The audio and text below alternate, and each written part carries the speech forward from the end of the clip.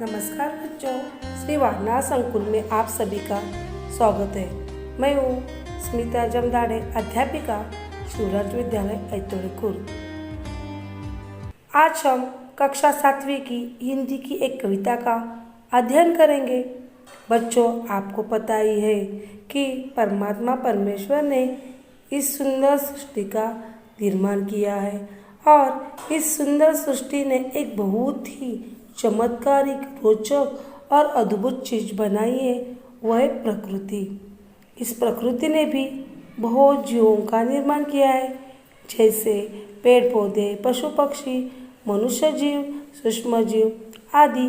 और आज हम पृथ्वी की निर्मिति का अभ्यास करने वाले हैं और उस कविता का नाम है फूल और कांटे। आइए देखते हैं फूल और कांटे। श्रीमान अयोध्या सिंह उपाध्याय अरिहंत जैसे महाश्रेष्ठ कवि की रचना है। तो पहले आइए देखते हैं कवि का परिचय। स्वर्गीय अयोध्या सिंह उपाध्याय अरिहंत जी का जन्म उत्तर प्रदेश के आजमगढ़ जिले के निजामाबाद में हुआ।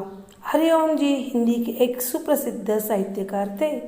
वे 2 बार हिंदी साहित्य सम्मेलन के सभापति रह चुके हैं और सम्मेलन द्वारा विद्या वाचस्पति की उपाधि से सम्मानित किए जा चुके हैं। ऐसे ही महान कवि की रचना फूल और कांटे का अभ्यास हम इस आज करने वाले हैं। तो बढ़ते हैं आगे। कविता का संक्षिप्त परिचय। इस कविता में कवि ने फूल और कांटे के माध्यम से यह स्पष्ट किया है कि उच्च कुल में जन्म लेने से कोई बड़ा नहीं होता, बल्कि अपने गुणों से बड़ा होता है।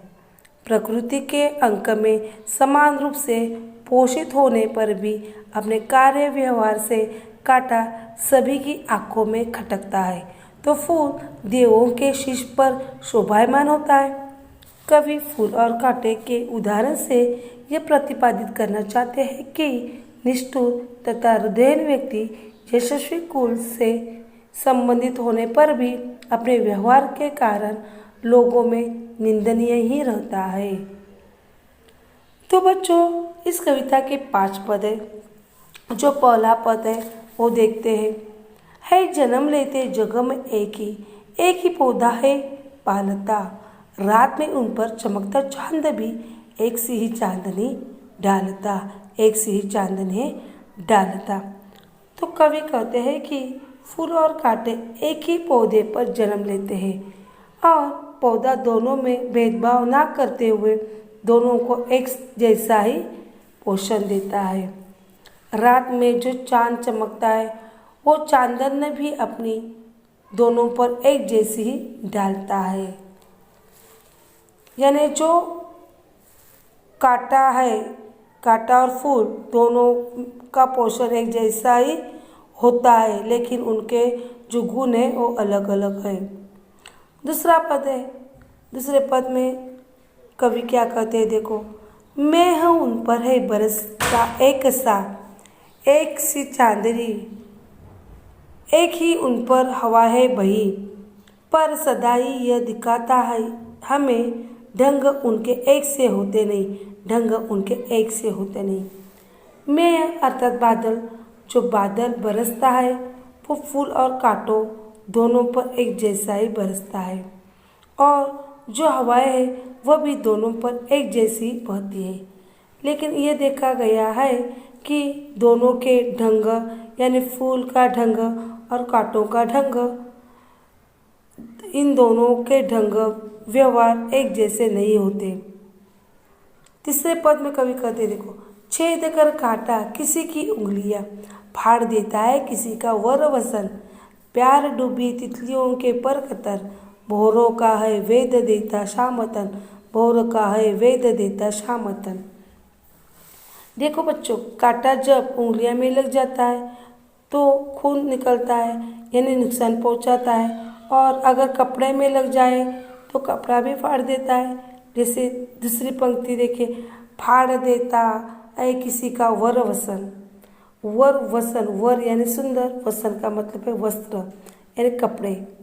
फिर से देखिए, वर का मतलब है सुंदर और वसन का मतलब है वस्त्र। यानी कपड़ा काटा काटा अगर कपड़े में लग जाए तो कपड़े को फाड़ ही देता है। काटा दूसरों का नुकसान ही पहुंचाता है। आगे की पंक्ति देखो, प्यार डूबी तितलियों के पर कतर। काटा जो है वह तितलियों के पर काटता है।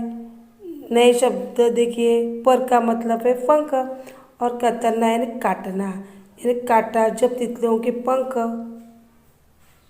पर लग जाता है तो तितलियों के पंख काट देता है। आगे की पंक्ति, भोर का है वेद देता शामतन। जो भोरा गुनगुनाता है, फूल के इर्द गिर्द घूमता है, ये जो काटा है वह भोरे का कोमल अंग भेद देता है। भेद का मतलब है काटना। तो चौथा पद है, फूल लेकर तितलियों को गोद में, भोरों को अपना अनूठा रस पिला। निज सुगंध और निराले रंग से है सदा देता कलीजी की खिला।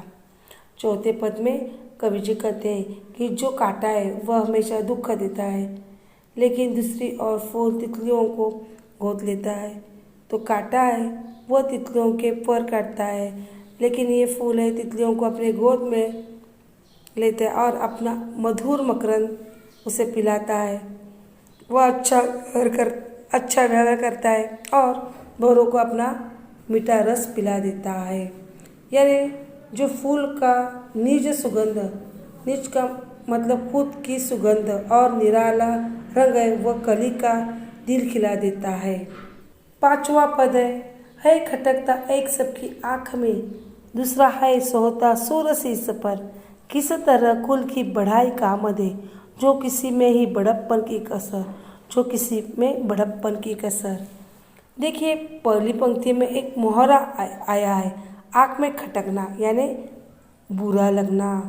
ये जो काटा है वह हमेशा खटकता है, लेकिन वह आँख में क्यों खटकता है? क्योंकि वह हमेशा दूसरों का नुकसान ही करता है। उंगलियों में लग जाता है, कपड़े फाड़ देता है, तितलियों के पर काटता है, भौरों का तन फेंकता है। काटा जो है दूसरों का नुकसान ही करता है। दूसरे का नुकसान करने से वजह से किसी को वो पसंद नहीं आता। यानी जो फूल है दूसरा, वो फूल है हमेशा दूसरों की मदद करता है। जैसे तितली को अपनी गोद में लेता है, भौरों को अपना अनूठा रस पिला देता है। इसलिए वह फूल भगवान के चरणों में अर्पित किया जाता है। किसी तरह कुल यानी कि किसी का कुल बड़ा हो, उस वजह से हमारी वाहवाह नहीं होती, तो हमारा नाम बड़ा होता है हमारे कर्मों से। यानी हमारे कर्म अच्छे हैं तो हमारा नाम रोशन होगा। इसका मतलब आगे देखते हैं। कवि कहते हैं, कहने का तात्पर्य कि भले ही मनुष्य अच्छे या उच्च कुल में जन्मा हो, पर उसका स्वभाव अच्छा ना हो, उनमें बड़प्पन के भाव नहीं है, तो सब व्यर्थ है। मनुष्य की महत्ता एवं उसकी सच्ची पहचान उसके सद्गुणों एवं व्यवहार से होती है, न कि उच्च कुल में जन्म लेकर घृणित कार्य करने से।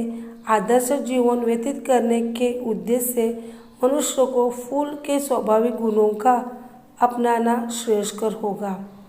यानी हमें हमेशा अच्छे ढंग से व्यवहार करने चाहिए, ना कि कांटों की तरह किसी को चुभना चाहिए, ना दूसरों का नुकसान करना चाहिए। बच्चों, ये सब आप पर निर्भर है।